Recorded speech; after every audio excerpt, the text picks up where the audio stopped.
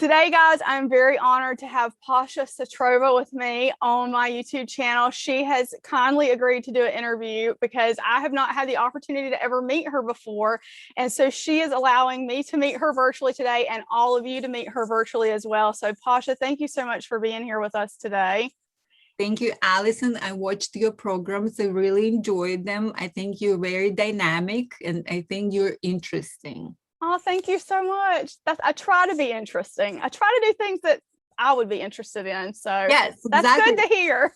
Enjoy what you do and then people will enjoy it. That I actually realized it as the formula for success. When you're trying to do something you think people will love, they never love it. They feel tricked.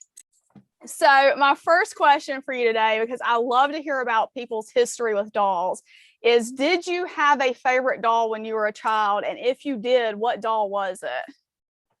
I was moving when I was a child. I had a very bad childhood and I was moving a lot. But I have two dolls that I remember. I don't know where they went, probably when I was like going from one part to like from one family to another. They never like took it with me. Mm-hmm. But there was one time when I was like 4. I woke up and there is in the middle of my room there was standing a big box with like pink box. So when I opened it, there was like huge doll with the huge cheeks. They were like pink and she was healthy. I always was a skinny girl and I like everyone was trying to like feed me, so I thought like cheekier, like healthier girl is so much more prettier. So when I saw it, it was like a dream. I saw, and she had the hairnet and this curly hair, synthetic hair, and I thought I never seen anything more beautiful than that. So that was one of them. And then another doll, it was just my birthday, and my dad was never giving me anything. Like it was just like we were not living together, like just I was visiting him sometimes. And then for my birthday he gave me a doll. It was German doll also, like it had eyelashes, very fluffy eyelashes and long brown hair, and she had slippers and a dress. And like I didn't play with them. And everyone would put me as an example for other children. Look how Pasha's like toys are. She's not drawing them. She's not cutting their hair, because I was only admiring it. And children would hate me for that. Like they would literally, like I would see how they would change their opinion about me the moment they're like, look at her toys. They're like all in order, and your toys are all like messed up. No. But no. you really respected them and you just kind of kept them in immaculate condition. In the same condition. Yeah, never like damage or anything. I wasn't just interested. I would undress them and put the dress back, but I would never try to alter it. Right. So yeah, that's the story of my two dolls that I remember. Yeah. So can you tell us a little bit about Pasha the person, like you as a person, besides as a doll maker? I don't know, maybe to understand me a little more is I'm gay, I have schizophrenia, I have epilepsy, I have both in the same time. I had a very bad childhood, and you can split my childhood and young like youth years too. You can split it on 3 people and it would be still too much. Mm-hmm. And I am self-taught. I think you know, like people with bad childhood, I think you're just a little bit more desperate. Mm-hmm. So I am desperate, and in everything I'm trying to be. And I used to be a writer, published writer. I used to be a model, and I worked with Armani and Versace. A little bit in Paris. I worked even as a model here in New York a little bit, but I wasn't already a professional model, but they were still calling me. I have social anxiety. I just don't like big crowds, and I'm like not comfortable with people I just don't know in person. But I am the happiest person on earth in the same time. Every day, you can ask Erica, every day I'm saying I have everything I need. And magically, if I want something, it comes to me. Like, that's the power of manifestation. Seriously. I believe in that. Like, I feel like I manifest a lot of things I want into my life. Like, for example, this was something I wanted really badly. It looks pretty. Oh my God, I love this. When the email came, because I had been communicating with Erica, and she said, we'll put you on a list. And the email came, and I got the email, and I was sitting on the couch with my husband, and I opened it and I look at it, and I looked at him and I said, this just went for sale just now. I really want it. Should I buy it? And he looked at me and he said, are you going to be sick over it if you don't get it and somebody else buys it? And I just said, yes. And he said, well, what are you waiting for then? So, I mean, you manifest the things you want into your life. And I think that's like through positivity and like having, you know, the conscious of mind. I don't know. It's just, I believe you want to know the freaky thing? When I was watching your video, and you were like, I saw Pasha she was in the mall, and she comes to me and she's like, buy a full set. A dream, your dream, right? Yes. Oh, during this time, I was already quitting like my paint job for blanks doll for like pre-orders. Right. And every time, and Erica is like, I am always like shouting out my new ideas, and Erica's balancing it. She's always saying no first. She was one of these. So she was one of these cases when she was like, no, like, let's do it just another way. Like, I was like, it's not like I'm stopping like painting dolls, just buy a full set. And I was keep saying and then saying, just buy a full set. And then I see you and you saying, and she said me just buy a full set. I was like, oh my God, I really believe we have some connection. Like, yeah. I feel like you feel me, and I feel like I know what you think, you know? Mm-hmm.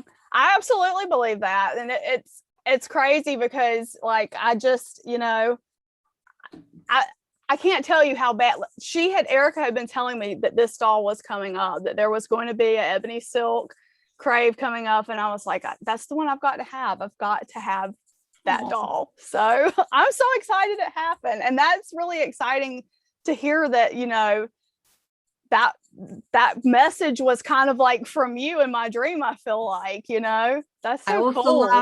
I also love that you actually playing with it, because I feel like doll even only gains value when it's like actually played. Just if you will think that it's a teddy bear of your grandfather and he loved it so much and he played it so it's like falling apart, or like, and you selling it, even if it's not your relative. I'm just like, you know, unlike a doll, unlike the teddy bear that was always in the box, and even if it's 50,000 years old also, but no one played with it, you know? Right. And I want people to play. That's why I invented this resin protection, because like this is what I love about BJDs. You can fix everything, and even if just the only downside of it can be that the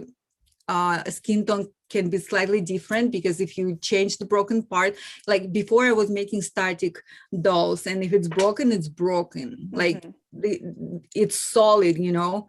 So but BJD has parts in it, so you can change anything that broke, and it's new again. That is a really wonderful thing about the BJDs is that you can do that. And even if its skin tone slightly differs, we are also all different. Like if you will look, my face is different from my hands, and I assure you my hands different from my feet. They like, it's my face is always our body. There's variance between.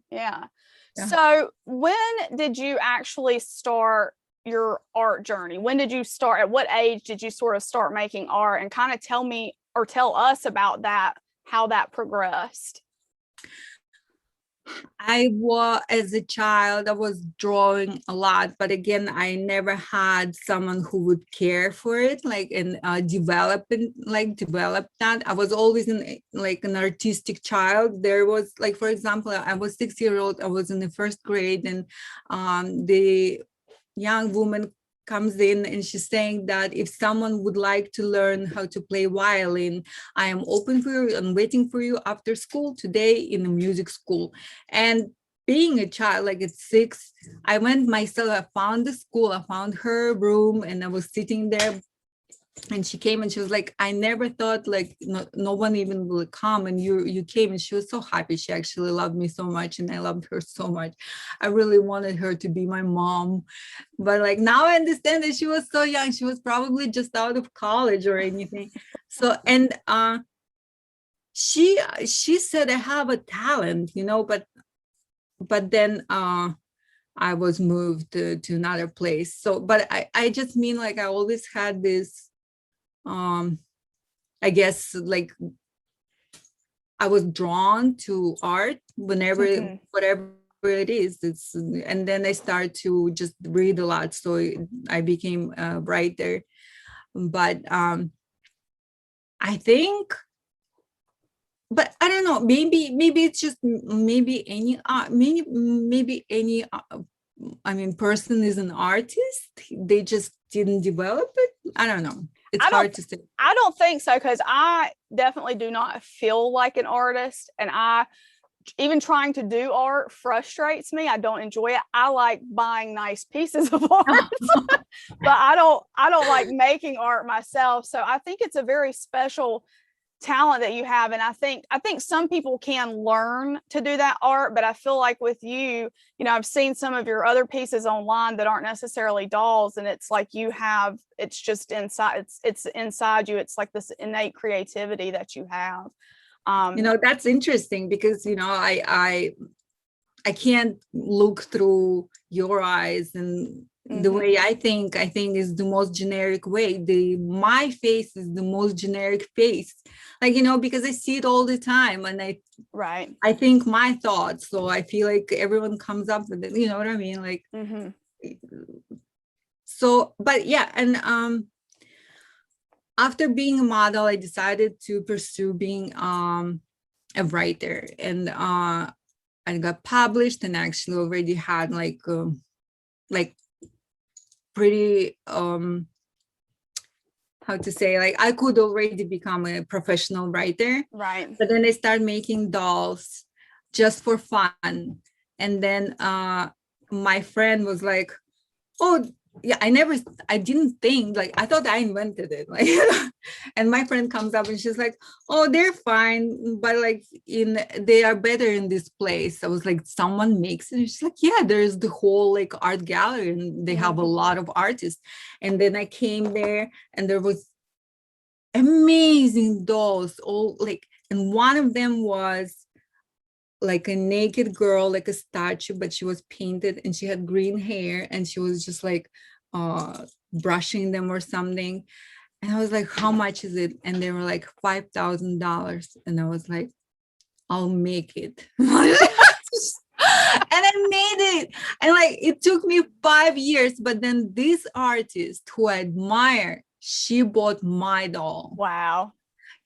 That's full circle right there. Exactly. I was like, oh my God, and I feel like I never felt like I'm good enough before, because my style was absolutely different. And however I would try to like pick up on the style of other people, I would still come back to mine. So I was like, is it good enough or not? But then when she bought it, I was like, okay, maybe I am already that was the validation that you needed. Yeah. That's what people love about your dolls, though, is that your dolls are a very different style. When people talk about your dolls, they don't fit into any comparative category with other dolls, because people want to say, well, what? And I have a lot of dolls, obviously. I mean, but I love your collection. I watched everything on a YouTube. You're just crazy. Which is amazing. I love everything.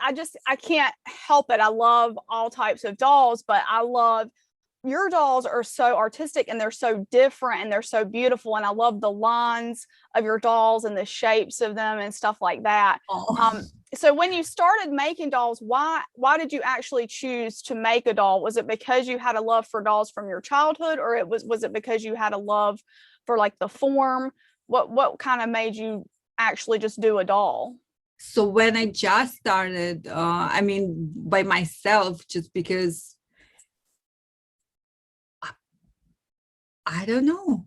I don't know. I never asked myself why did I start it, but then I went to this this exhibition, and they were like they were also having, they had this class how to make dolls, and I took this week long class, and the teacher, she told me, she's like, you're gonna be an artist. I was like, oh wow, that's nice. I thought she just like want to say a compliment to me, but like I was like, why? And she's like, because you, by the end of a week, you already sculpted 3 different heads. And she actually took one of my dolls next week to the exhibition, and she sold it for $400. And I was like, wow, like, that's nice. That's amazing. And then that's really good when you're starting to get that kind of feedback, like that positive feedback. Exactly. Just because of that, I actually abandoned being a writer. You know, like when you write, you need to ask person to read, or like even when you're making music, you need to kind of persuade the person to listen to your music, so they can evaluate like how good you are, you know, like. But dolls are instant, you're just like, that's what I do, and you're showing like the picture, they're like, oh wow, like. So I kind of got hooked up on this like wow factor, you know, of everything. And I'm very happy. I used to be like, I thought I actually meant for something else. Like, for example, I love singing, and I actually thought that I just need to dedicate a little bit more time to it as being a model, you know. But it turns out I should have just quit even earlier. You should have started making dolls from the beginning. Just from the beginning, yeah. Well, it makes so much of us happy. And, you know, there's a lot of friends that I have that are collectors that I've met because they've reached out to me about your dolls, or that they want to share, you know, pictures of your dolls with me, and we can kind of chat about your dolls. And so that's really fun when you're able to meet other people because of that common interest. So we appreciate that you gave up the modeling and singing for the dolls, because it makes a big impact for us as collectors, you know. Oh, that's so sweet, because, you know, like every doll is precious for me, and every doll I send in there, I just hope someone will love it, you know. Yeah. Oh, I love mine, and the people that I talk to, they all, you know, it's just fun to talk with them about our, you know, our common love for your dolls. So it's so very sweet. And the people that are out there that make the stuff for your dolls, like the gloves that Exquisite makes. Oh my goodness, these gloves are, I know, how amazing. And then I don't know how he does it, but it's amazing. Not just gloves, the shoes. The shoes that what's the name? Everything. Yes, so many people make beautiful shoes, and the Atelier Chaos that makes the beautiful outfits. It's just so many people are able to actually kind of also, you know, helps them make a living. Exactly. And I'm trying to promote any artist who's working with PashaPasha. So I actually buy things, I promote them. I'm like, people are saying the PashaPasha universe is so big, but it's just because I think I work with them and not against them. As collectors, we notice that you're uplifting the people around you, and that's important. I mean, that's important from a collector standpoint.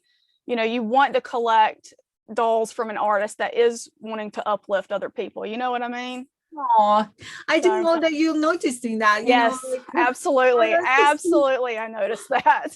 So that's great. When you first started making the dolls, what were kind of some of the first challenges that you had making dolls? Like, besides anatomy, that it was absolutely terrible. Like, for example, making hands were so hard, and sometimes I would cry, like, oh wow. And then tiny clothes, you know, but then the more you do it, the easier it gets. And now it feels for me like it's easy. But since I started to do 3D, I don't understand how for 10 years I was making it by hand. I don't like, I will sculpt it and then I will like look in the mirror. Mm-hmm. And it feels perfect. Oh my God, everything is so symmetrical. And then I look in the mirror and just like all not symmetrical. It's like, damn it, like that would kill me. That even at some point I was like, I'm not gonna look in the mirror. So yeah, 3D is amazing. Yeah. You can sculpt both sides simultaneously. If you want a little bit of like asymmetry, just you can turn off the asymmetry and stuff, you can scale it. That's how I have PashaPasha Original and PashaPasha Mini. Personally, I love original. It feels right. It feels like an art. It's like just it's substantial, right?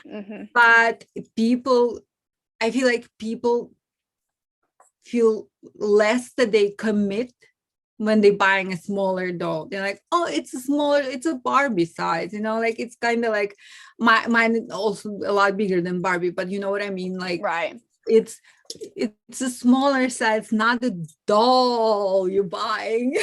Somebody told me once, and I had never thought about this before, and this is kind of United States centric thinking, but had told me, Allison, in Europe, people's flats are very small. They can't buy big dolls, and that's why they love all these little dolls. And I was like, oh, well, I guess. I mean, I'm very lucky. I have a room. Yeah. That I can put my dolls in, so I can have big dolls, small dolls, whatever. So, but talking about your dolls, so here's one of the other things I love about you and that collectors love about you. And I just want to kind of ask this. So you have the Simply Beautiful line. And for me, what I think is so awesome about this is it makes a really great art piece accessible to more collectors because it is, less expensive. And, some people who would never be able to have, hey, Bubba. Some people who would never. God, he's so cute. Some people who would never be able to have one of your gorgeous dolls can actually, get one this way. What made you decide to do this line? Is that exactly for these reasons? There were like people who were like, oh, like, is it possible that your dolls are gonna get cheaper? And I was like, that's not, like, they might get a little bit more complicated and more expensive. And that occurred to me that I actually should make like a simple line. And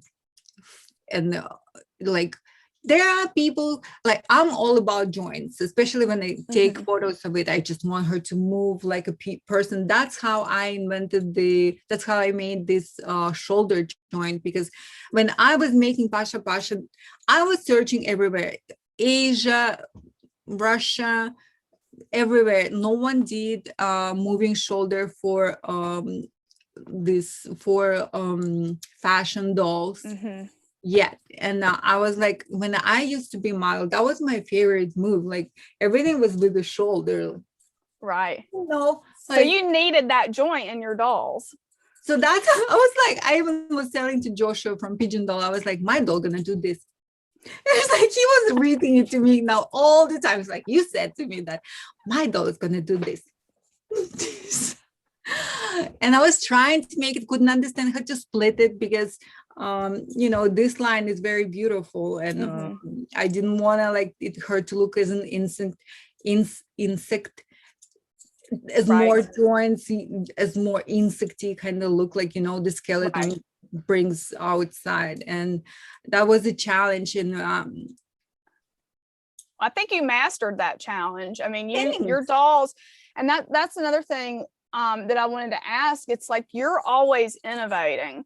You've had 3 generations now in the doll bodies, and then now with the XY line. Oh, and I don't collect boy dolls. Let me just say that. And I saw that doll and I was like, I have to have it. As a matter of fact, soon your boy is gonna be here already. Yeah, you're always innovating. So, the XY line is so incredible. what kind of inspired you to add all the like the extras and the really cool things that his body has?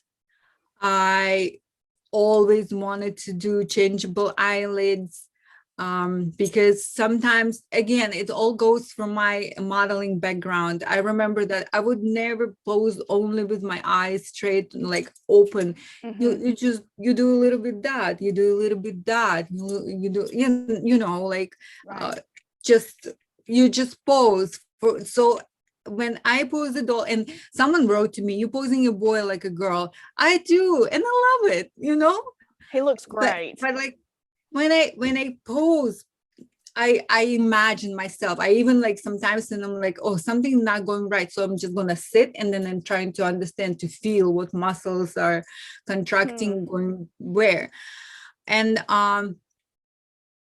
the eyes, the fingers, and the feet, that was my always, the feet should be more flexible, more movable. And I'm very, very happy how it came out. But also, to be honest, I love magnets in other things, but I don't like them in like in the doll parts, because if something wrong and I need to change it, like, it's just terrible, it's just horrible, I don't know.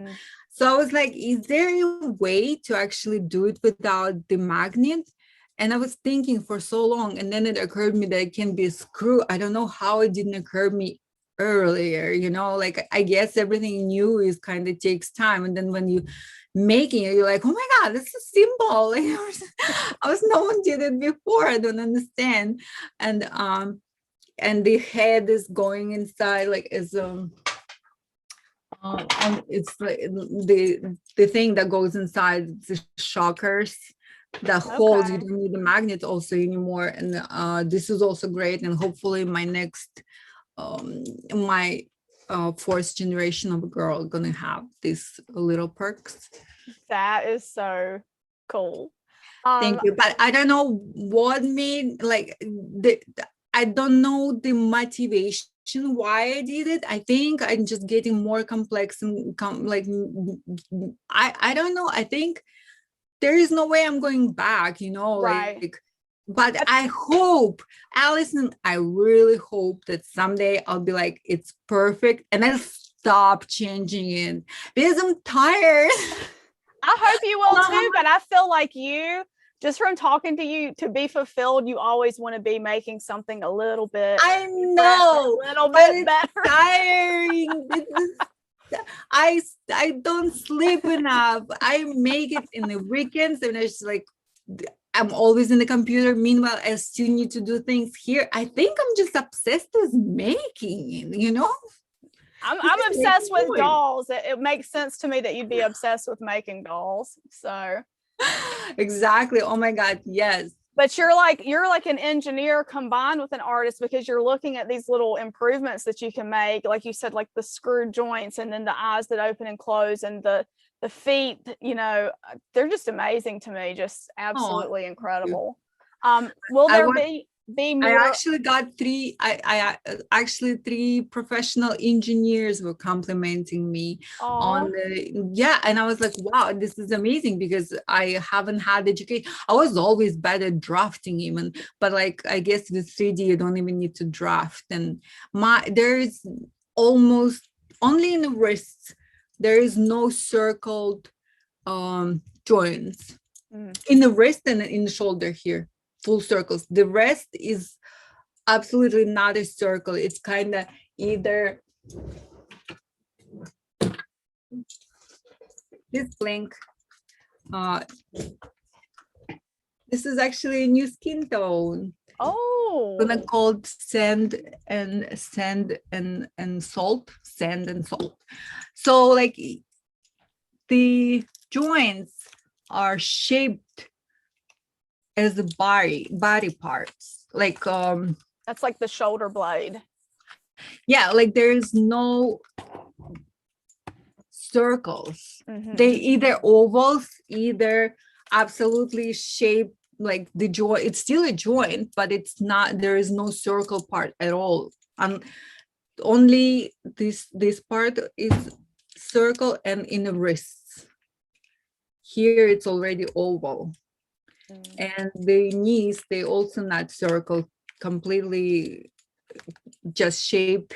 How that was one of my goals. Like the very first time when I made my first generation, I wanted her I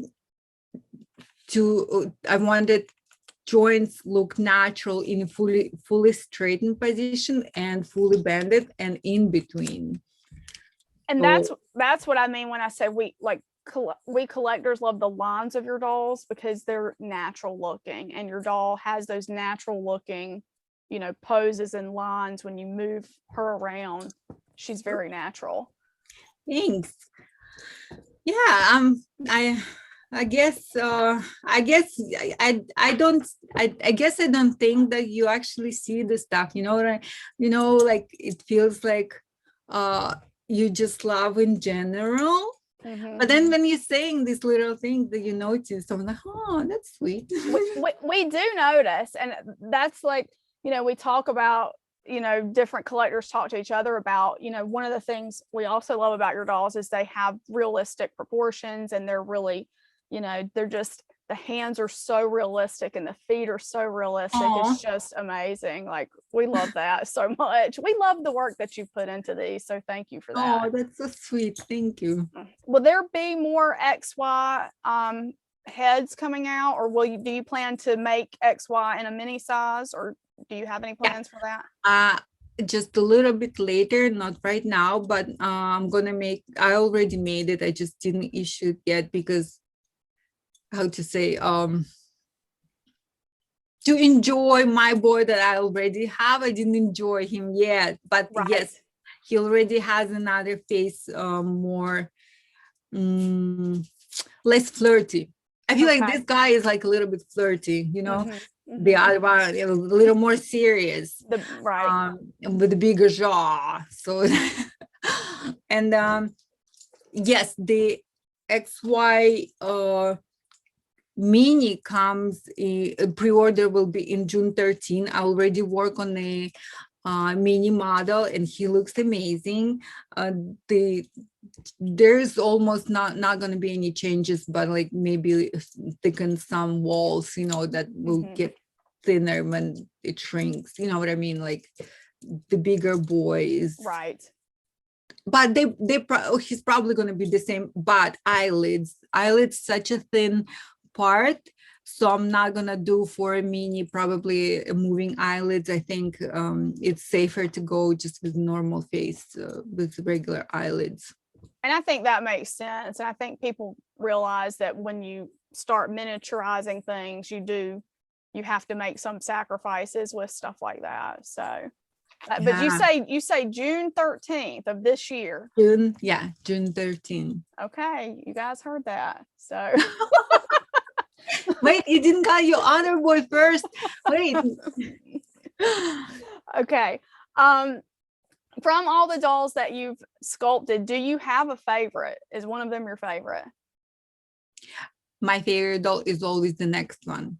That's so cool. It's always the next one. I'm like, oh my God, Erica, I did something amazing. Look at that. And Erica's like, yeah, nice. And I'm like, nice, just nice is not enough. It's just amazing, And then it's like, I'm posting like, oh, I'm over it. On to the next one. My next one is going to be amazing.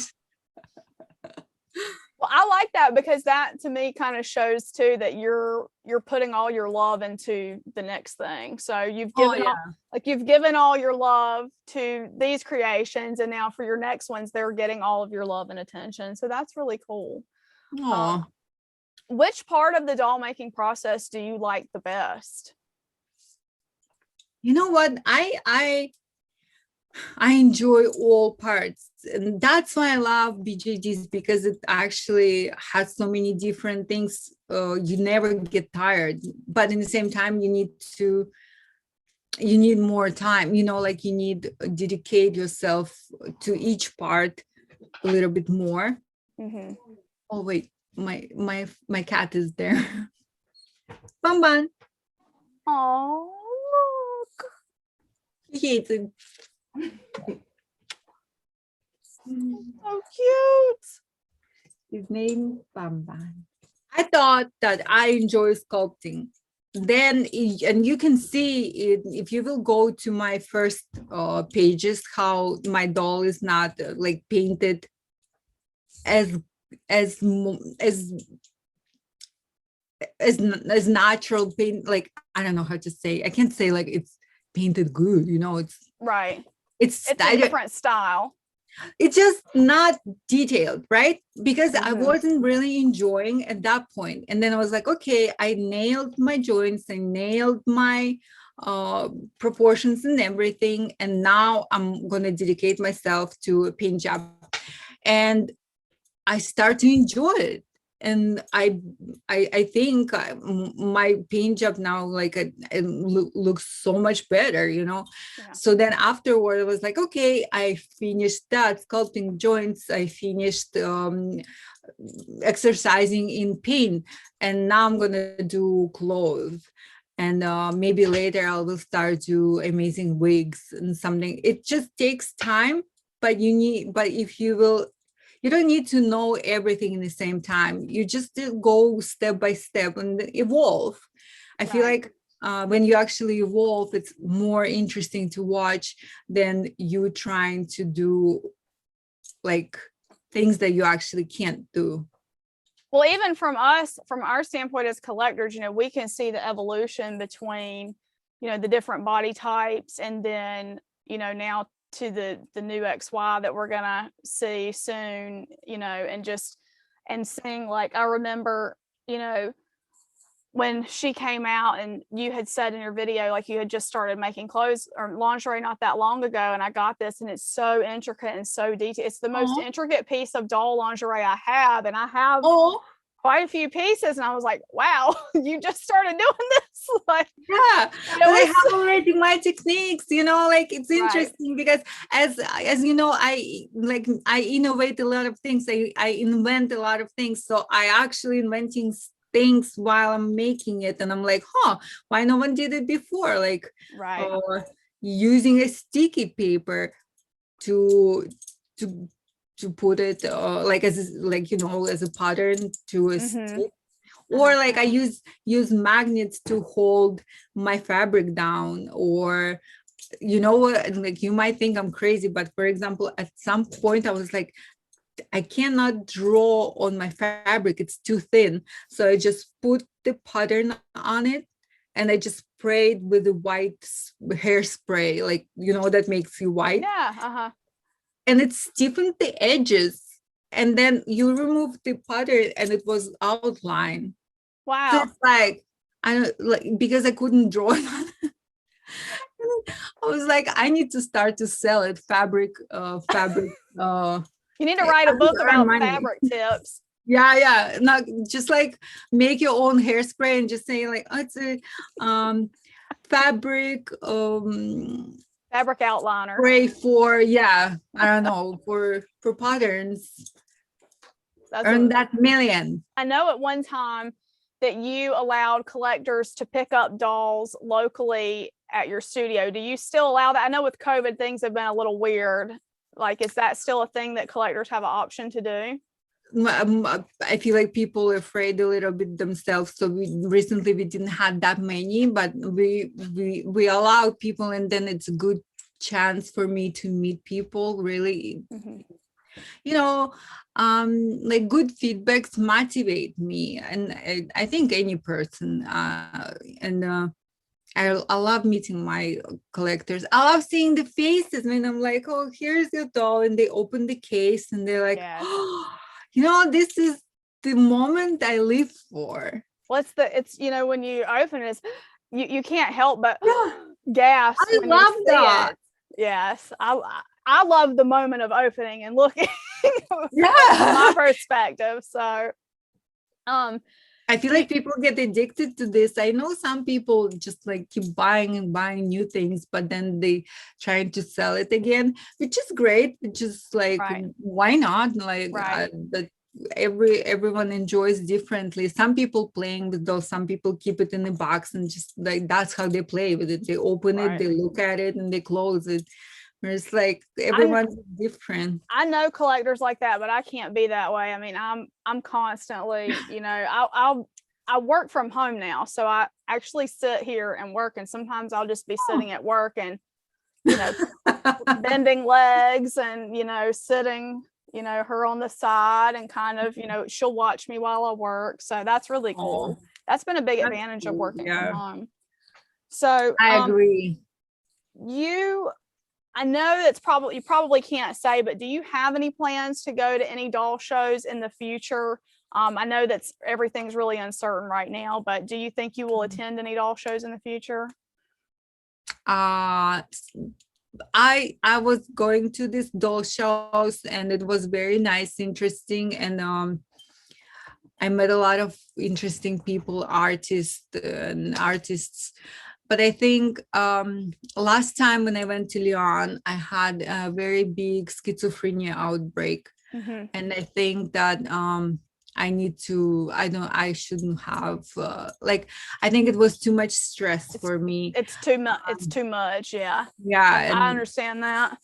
Also, we are planning on to make this Whispers Club, you know, like on our website we have this Whispers Club page. So instead of like going to someone's place, I live in New York, and we decided that Erica and I and George, we will make Whispers Club a gathering as soon as we'll be like permitted to have gatherings. So that'll be a gathering of like collectors? Yeah, of collectors. I'm not gonna tell a lot yet. Okay. Yeah, but that's what we're going to do in New York.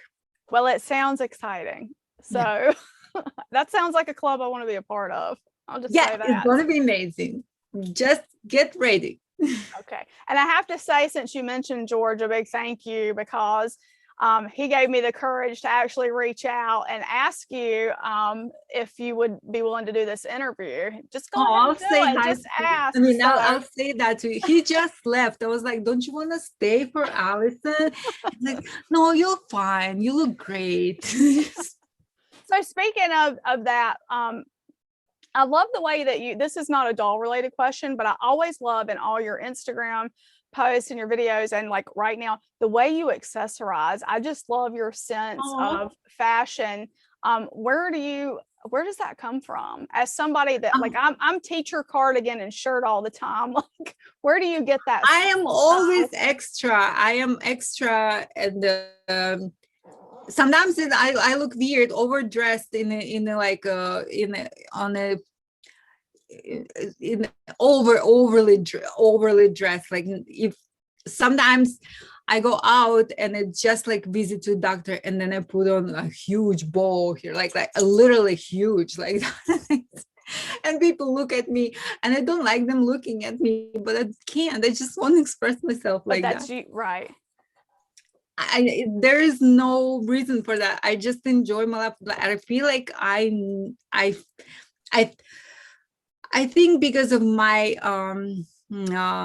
epilepsy and other things, I kind of feel closer to death a little bit than other people, you know, like it doesn't mean like I'm always scared. I'm not scared, but I feel like, I live once. I really want to dress up. That's why I love movies, because people dressing up there. So I want to dress up. Like nothing stops me, right? I live in New York. I go to this wonderful like stores, this beautiful clothes, and then just store it in my closet. No, I'll wear it. I wear it all the time, all my rings. And I love that. I really do. Every time I see a picture or video of you, oh, she looks so beautiful with all. I always look like that. I don't work like that because glue and paint and everything, you know.